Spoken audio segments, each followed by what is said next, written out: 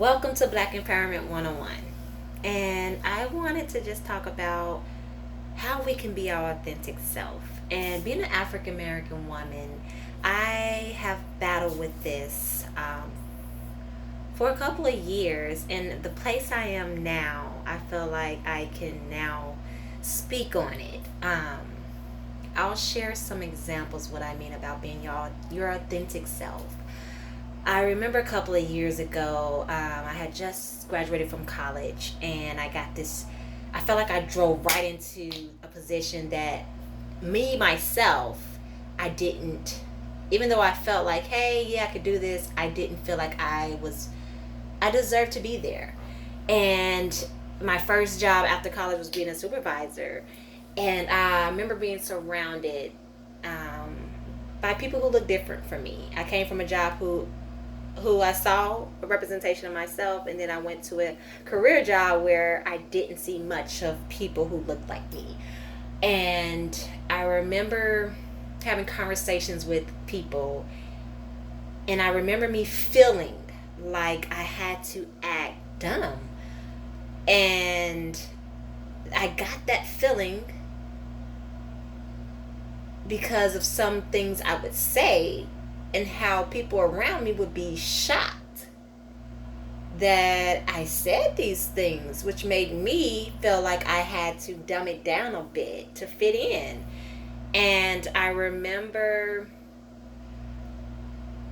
not feeling comfortable sharing some views I had or some stances and principles I had around my coworkers and colleagues. And the place I am in now,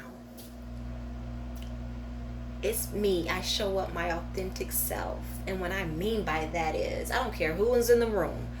I don't care who I'm surrounded by. It can be a millionaire. It can be a doctor, a lawyer.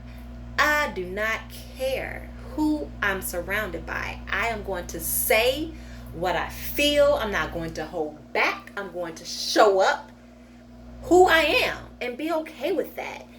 And what I mean by that is sometimes I would change my verbiage, or I would use a different voice, and that voice still is kind of, when I'm around certain people, I still do that part. But as far as when I mean authentic, I don't dumb it down. I don't try to be more than what I am. I'm okay with who I am as a woman, as a black African American woman. And it doesn't matter who I'm around. If I feel what I want to say, I'm not going to question, should I say this? I'm not going to try to hold back. Should I say this? I'm going to say what I want to say. And however you take it is however you take it. Because that's your biases. That's whatever you think should come out of my mouth. And I tell you guys, it's a freedom that I cannot describe, the place I am now. And I hope many people get there. I hope this helps people to get there. And it was a process. It definitely was. But it took me to be happy within myself. And that took me to reflect. That took me time to meditate. That took me time to learn who I am. And I think as women, as people, we evolve. We come to different stages in our lives, and we have to be okay with who we are. And that takes us realizing first, who are we? And being aware of that. Awareness is so key. And one of the reasons why I didn't show up how I was is because I really didn't know who I was. I was being whatever somebody else wanted me to be. So, if they wanted the perky Keisha, I can be that. If they wanted the yes Keisha, yes, I could be that. If they wanted the just be cute and be quiet Keisha, I could be that. If they wanted the ghetto Keisha, yep, I can be that. What's up? If they wanted the, whatever, that's how I showed up. And now where I'm at, I can say ain't, I can say facts, I can say fi, and not care what somebody thinks about my language, because I am an educated Black African American woman, and can't nobody take that away from me, no matter what I say, what language I say, what culture, systematic roots, whatever language you want to say I'm using, whatever. Who, if that's me, that's me, and I don't care how you perceive me as. So I'll say this: it's been a journey to get here, and I just hope many of my beautiful brothers and sisters get there, because I see it so much. We feel like we have to do what they want us to do to fit in, to get in the room. I gotta be this way. To get in the room, to sit in that chair, I gotta dumb it down. To get in that seat, I can't be me. And the seat I'm in is a good seat. And I show up how I am. How I show up is me every day. I don't have to be different. When I clock out and I'm still the same Keisha. I clock in and I'm still the same Keisha. And it's an amazing feeling, guys. So I just wanted to share that with you, and share with anybody else you feel needs to hear this, because it's not talked about a lot. We just see it. You are aware of it. I see it because I am that person. When I see women, yep, I'd be like, yep, I was there. Because I get it. I get the pressure. I get the insecurity. I get the doubt.